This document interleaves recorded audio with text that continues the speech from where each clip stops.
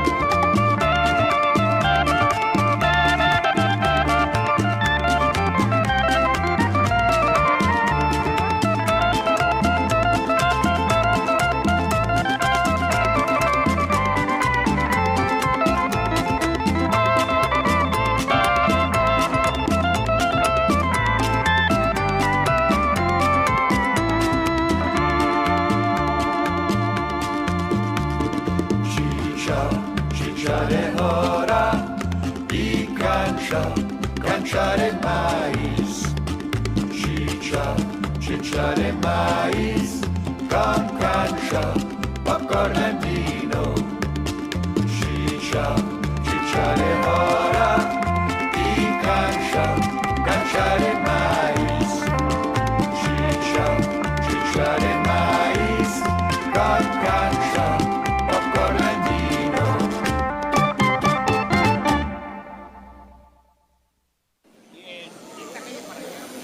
20, 30, 40, 50, 60, 70, 80, 90, 100, 110, 120, 130, 140. ¡Basta!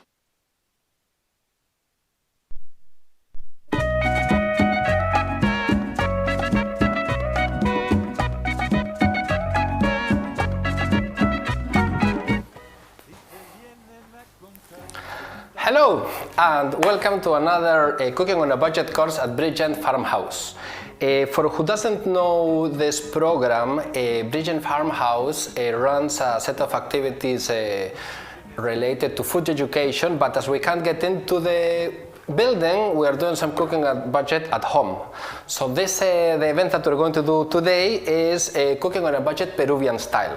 We're going to be running 4 of those events for the next month, and the first one that we're going to do today starts making ceviche. So just let's get straight into it. So for ceviche, the ingredients that we're going to use are fresh fish.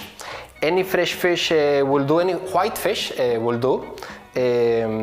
Normally in Peru you would use you can do ceviche with any kind of fish or seafood really, but for example, I've seen some people that use salmon here, and I'm not a fan of using salmon for ceviche. It's normally white fish that you use in Peru.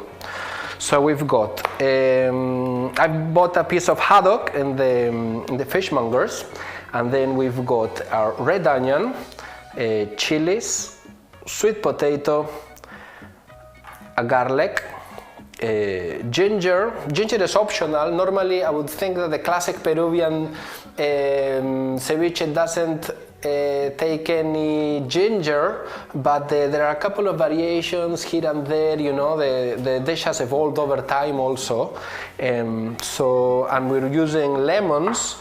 You would usually use limes. I've been using lemons because they're cheaper for the amount of juice you can get out. I've actually used a mix of lemon juice and lime juice. Peruvian lemons are a bit sweeter, you know, but well, I've tried in the past adding a wee bit of sugar, and it sort of does the trick, you know.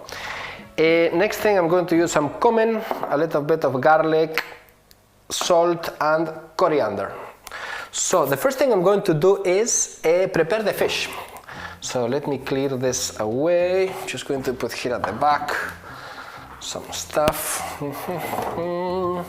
Okay, so let's prepare the fish.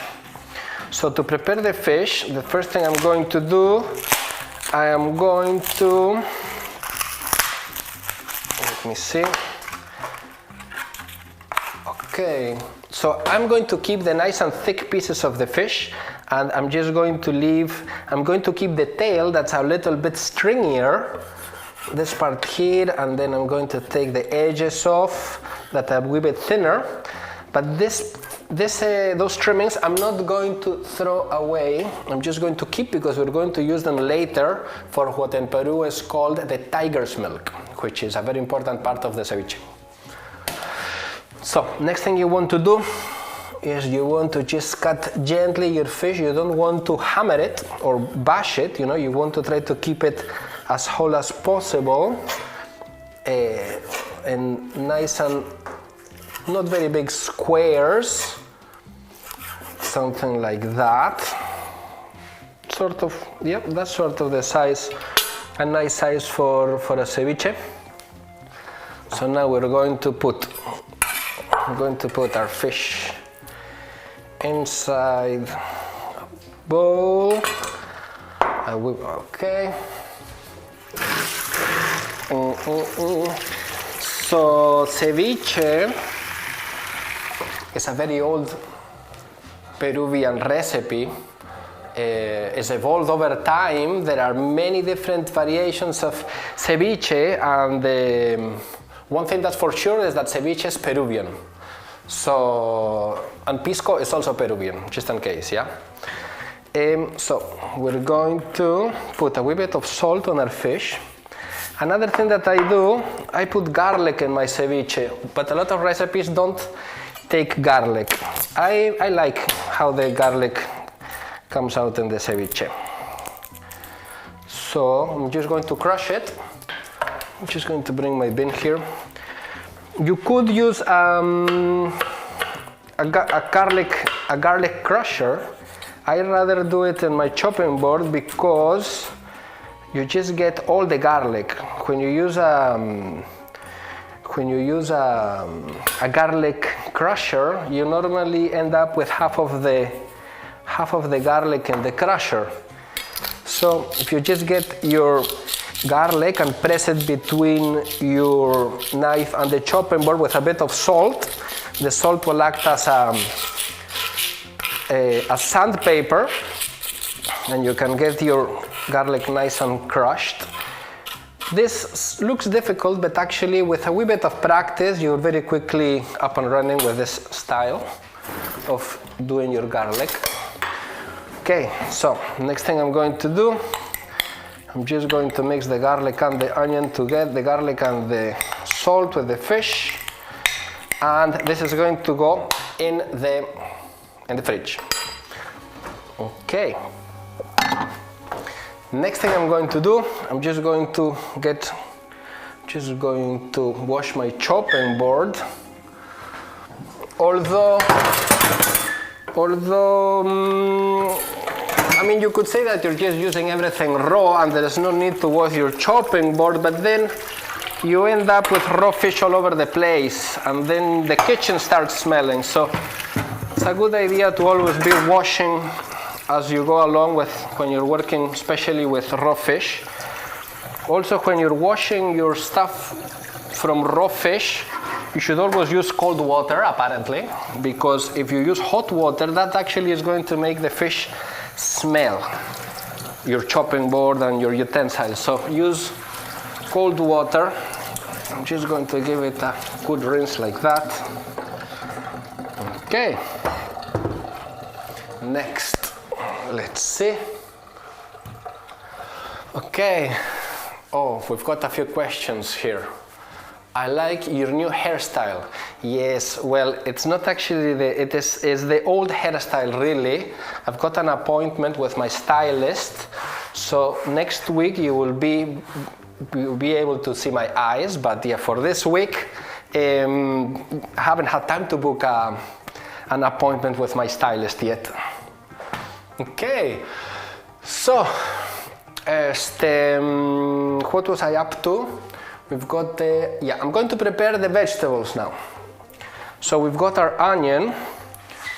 I'm going to, for the onion and the ceviche, it's very important that you get a julienne cut and very thin as you can. I'm going to keep the ends of my onion also. I'm going to throw this together with the fish, with the fish trimmings.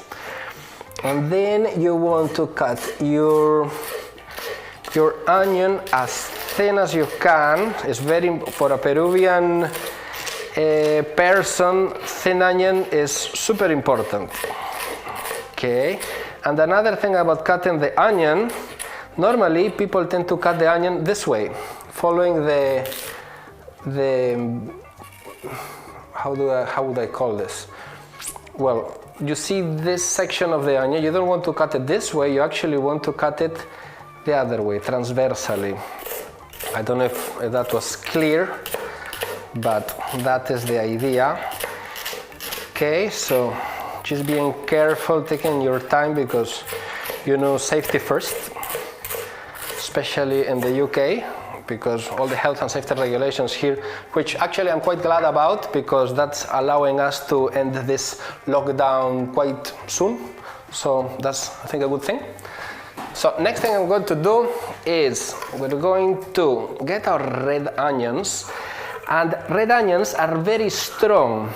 So I'm just going to rinse them under very cold water to let some of that heat out, you know, a bit of this the oniony taste and the pungent sort of taste onion has. You want to give it a good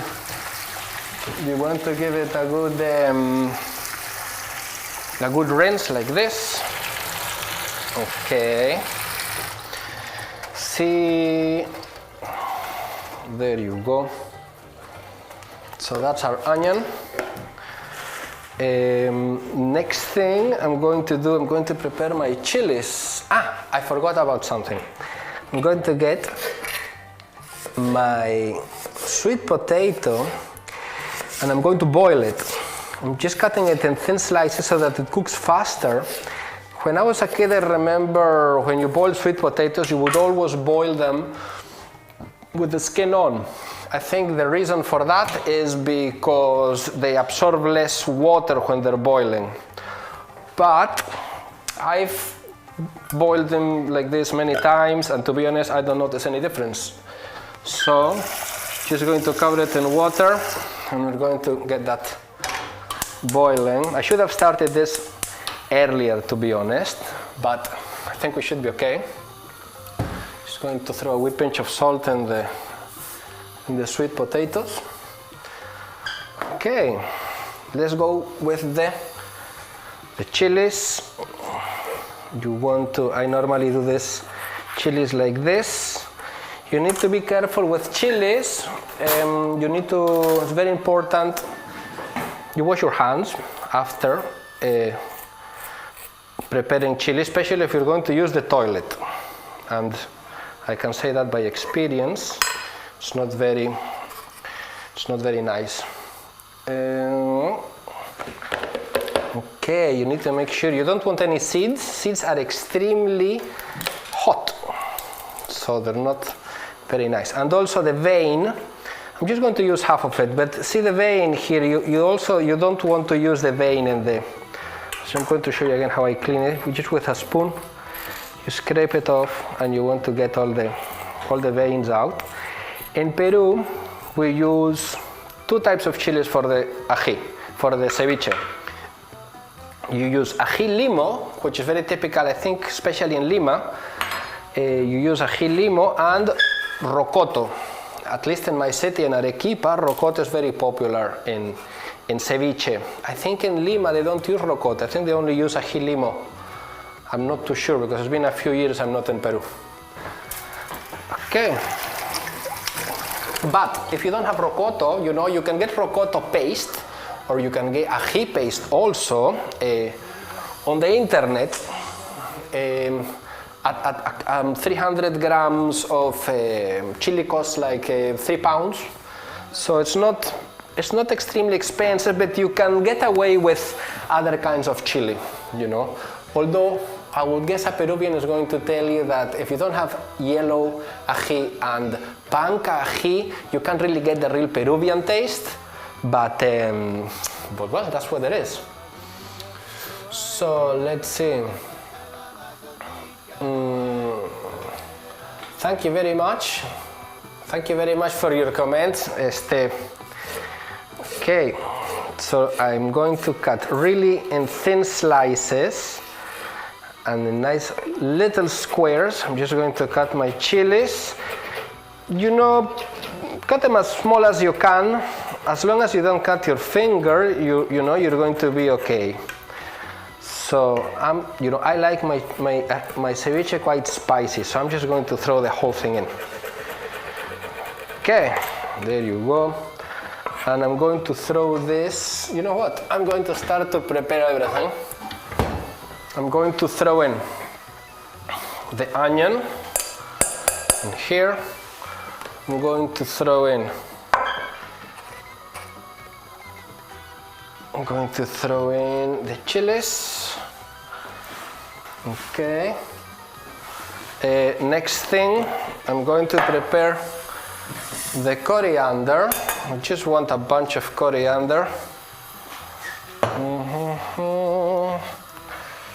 Just get a wee bunch. I'm going to give it a wee wash.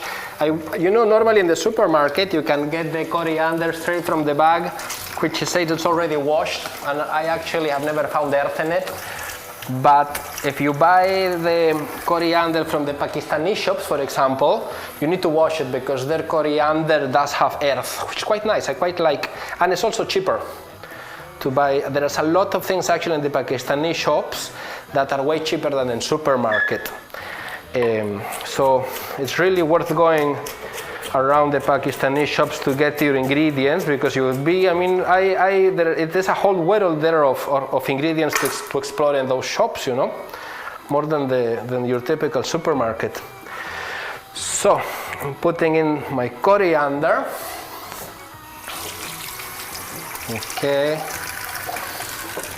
And then I'm going to, ceviche is basically marinated or cooked fish in lemon juice or lime juice, no?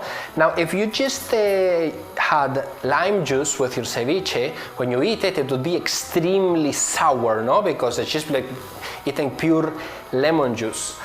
So the trick is that we make what we call leche de tigre or tiger's milk.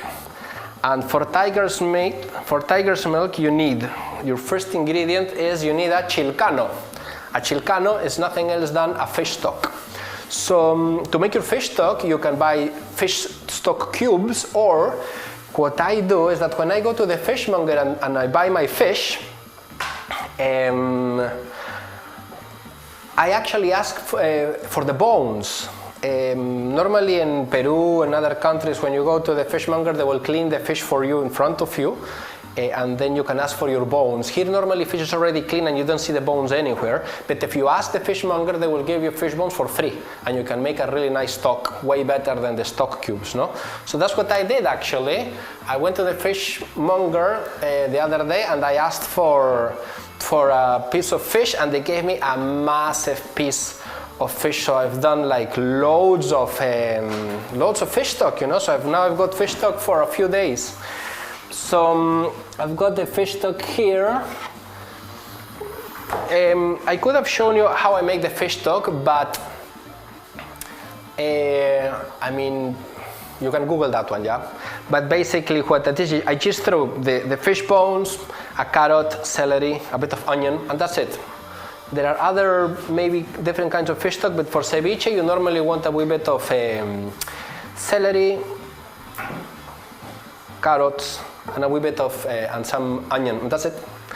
So here is my fish stock, and so we're going to make the tiger's milk.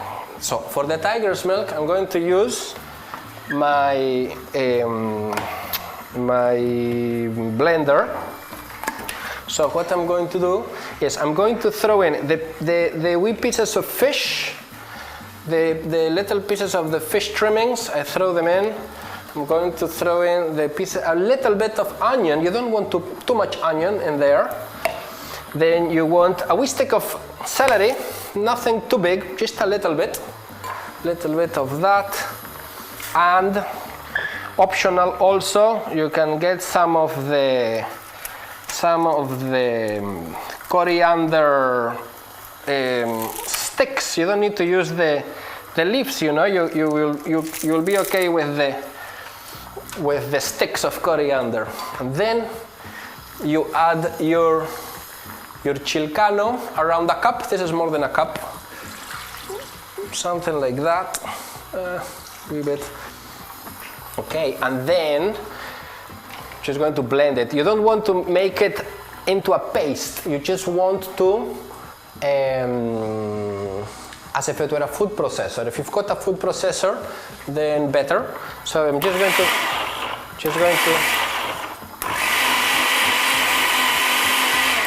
just like that. You just want chunky pieces, and but you don't want to convert it into a paste. Like that. I'm just going to add a wee bit more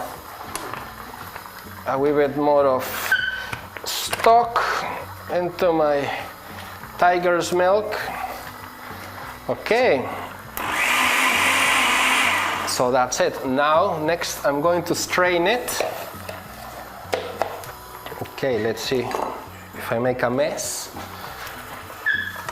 Okay.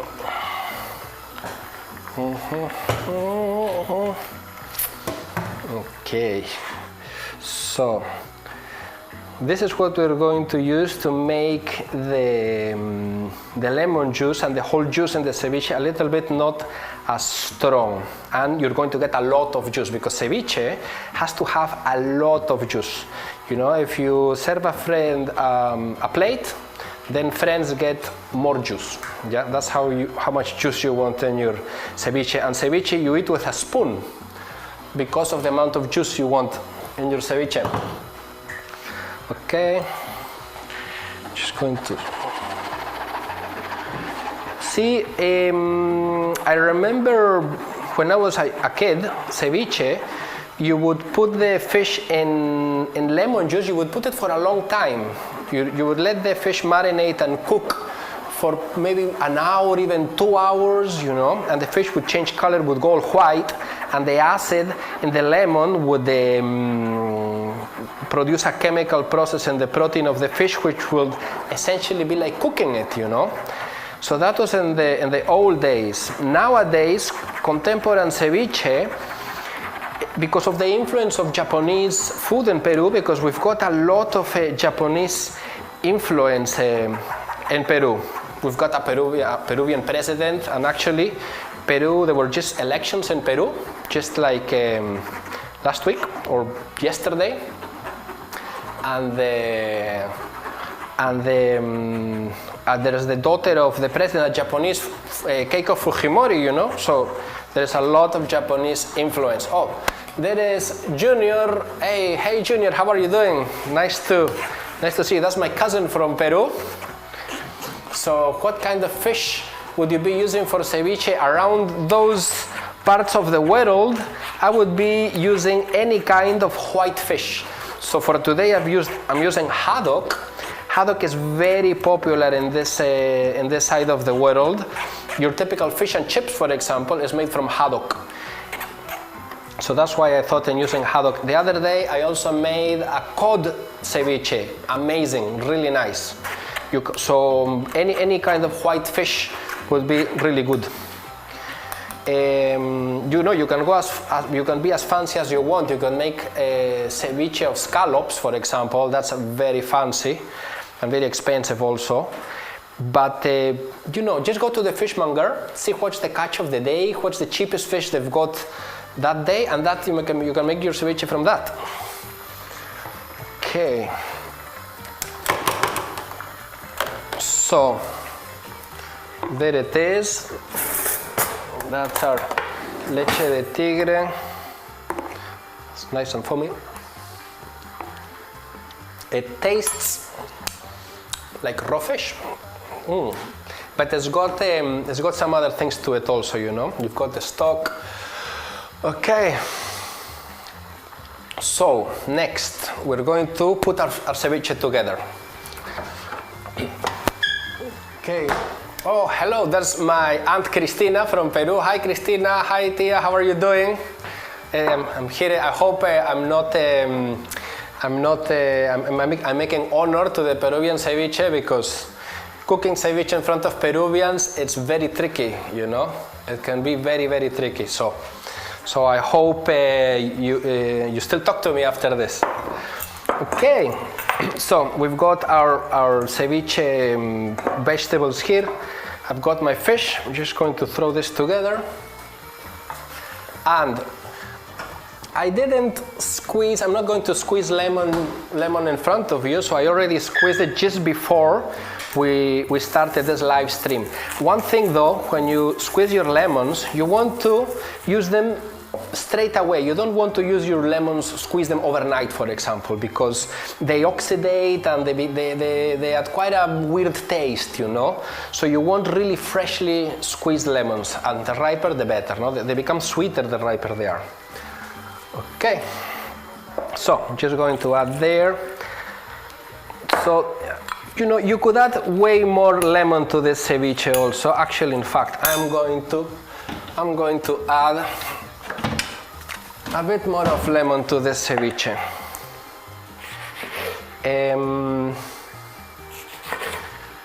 Okay. See, the thing is that lemons in this country are not very cheap. So I'm trying to make the ceviche the cheapest way possible.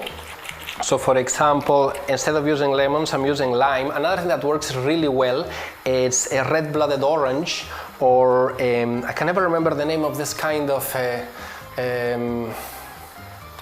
it's like an orange and it's red, but it's sort of soury. I can't remember, pomelo.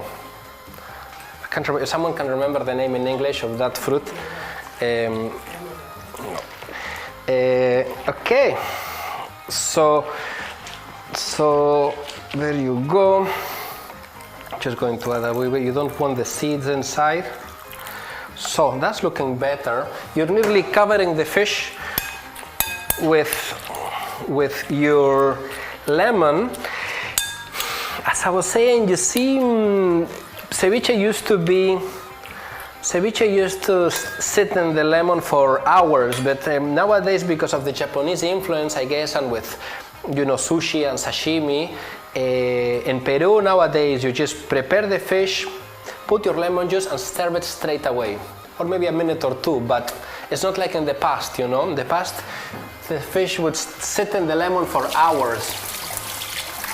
Actually, I was surprised how well fish just, it is raw fish with lemon. It is very, very Japanese influence nowadays, I would think, This dish, the history of this dish is, in Peru, it is thought that pre-Inca culture used to prepare a version of ceviche made with a kind of fruit called tumbo, which got a bit of, it's a bit acid. Yes, and nowadays, well, tumbo, I had a tumbo in my garden in Peru. It tastes really nice. you don't use tumbo anymore. So it was the mochica. The mochica were a culture in Peru before the Incas, and it's thought that they would produce a dish like this, no, with chilies also, because chilies, all the families of chilies are South American. Then you get the Spanish come to Spain, and they bring the citrics, they bring onions, so it got mixed, and coriander also, so it got mixed with Spanish cookery. And it is thought also that when the Spanish arrived to Peru, they brought Arab cooks, Arab women to do the cookery. So the Arabs brought this Arab technique of cooking meat in acids, like for example escabeche. Escabeche is an Arab technique, and some people think that ceviche and escabeche actually are related, even etymologically, like the name. Okay, so that's there. Now I'm going to add a wee bit of cumin. See, the cumin, you would normally not add cumin to the ceviche, I think. I like to add a wee touch of cumin to my ceviche. I don't know if that's my thing or if I saw it or in Peru when I was a kid you used to get some cumin in the ceviche. A wee bit of pepper. And I forgot about something else I like to put in ceviche. It's also optional, but I'm going to use a wee bit of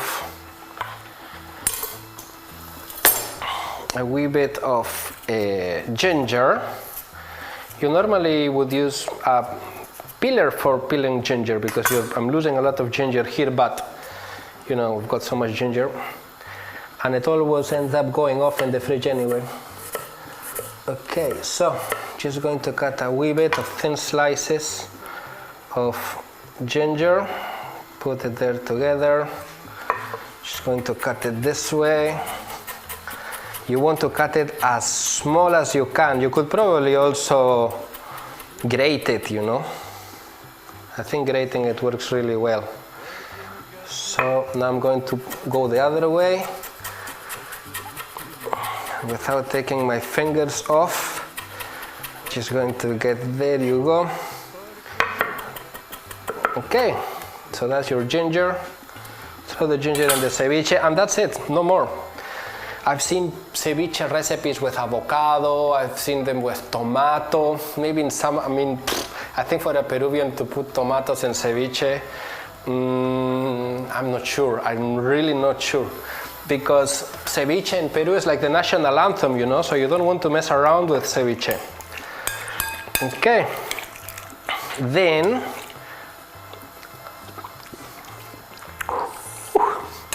so this is very sour. So that's why we're going to add our tiger's milk. It's very spicy also. Okay, so that is our ceviche. That is our ceviche mix there. Next thing I'm going to do, our sweet potatoes, they're perfect. I'm going to strain them. Ooh, it's hot. Okay, just going to strain my sweet potatoes. Now, normally if you're preparing this for a party, or if you're cooking this, you want to cook your sweet potatoes well in advance, so you put them in the fridge and you let them cool down, because ceviche is a cold dish. So for this time of the year that's getting nice and warm, it's perfect. And actually even in Peru you would put some ice in your ceviche and you'd serve it with a wee bit of ice, and your potatoes really cold. Okay, so I'm going to build a plate. Actually, I could put a bit of lettuce. You normally serve it as a garnish with lettuce. I wasn't going to do it this time. So, okay, I'm just going to use a wee bit of lettuce.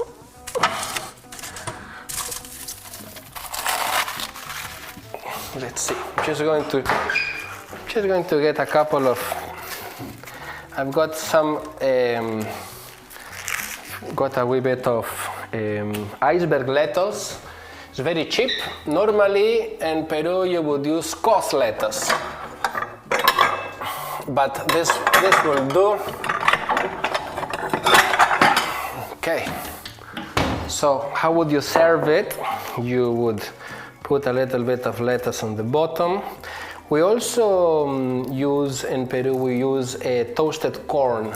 I didn't prepare, I've got some corn in the cupboard, but I'm not going to use it because, again, this is cooking on a budget, and corn you need to get from London on eBay or Amazon, or if you prefer, there is a local shop in London called Solandino, which I get my stuff from. So if you want to support local shops, then instead of Amazon, you can go to Solandino, no?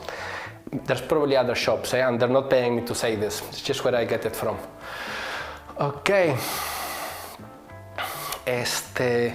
Look, that's my sister Tessa. Hi Tessa, how are you doing? Yeah, Tessa, my sister Tessa is a great cook also. She enjoys very much doing Peruvian food.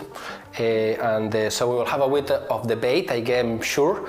After she's seen how I make my ceviche, we'll probably have a little bit of debate to see whose ceviche is more authentic. Okay, so I'm going to continue. So my sweet potatoes should be cold, as I was saying, no? So you just want to lay your sweet potatoes. You see, because we're cooking on a budget, what I would do is that I would serve my fish and I would put probably a whole sweet potato per person. So I've calculated that this whole thing is costing me around £5 for 2 people. So to be honest, to eat a ceviche for £2.50 is cooking on a budget, you know. It is worth it. And I don't know, I think have you seen, it's really easy to make, you know. There is practically no fire involved, just for your potatoes. Okay, so I'm going to serve, look at that. And then you want plenty juice. As I say, people will know how much you like them depending on the amount of juice you put on their plate. So that is how a ceviche should look. And then you put your toasted corn on top, no? I think this is looking quite good. It is, if you've got your ingredients, you know, it's difficult to get it wrong with ceviche. Fantastic, beautiful. Especially, one important thing, of course, is to use fresh fish. Okay, so I think that is all we've got for you for today. This is just a quick one. We will come back next week with probably 2 recipes. We just want to get up and running to see that everything was working. So I hope you enjoyed it. Don't forget to click like to our channel and to subscribe if you're new, because once we get to 100 subscribers, we will be able to customize our YouTube channel to make the experience a wee bit better. Also, please don't forget to fill in our feedback form. So there will be a link put on the description by our volunteer Chris, who's managing the chat remotely from his flat. Hello Chris, I hope you're having a good time, and obviously you can come for your ceviche, because after every live stream Chris jumps in his car and comes running and gets his portion of food. So yes, I think that's all we've got for today. Thank you very much for watching. I hope you enjoyed it, and I will see you next week with a version of lomo saltado, but I'm going to make it in a surprise way on a budget, and it is probably Chinese influenced. Bueno, have a good time, keep safe, and I'll see you next week. Bye. Okay. Oye, I'm going to try a bit of this. Mmm.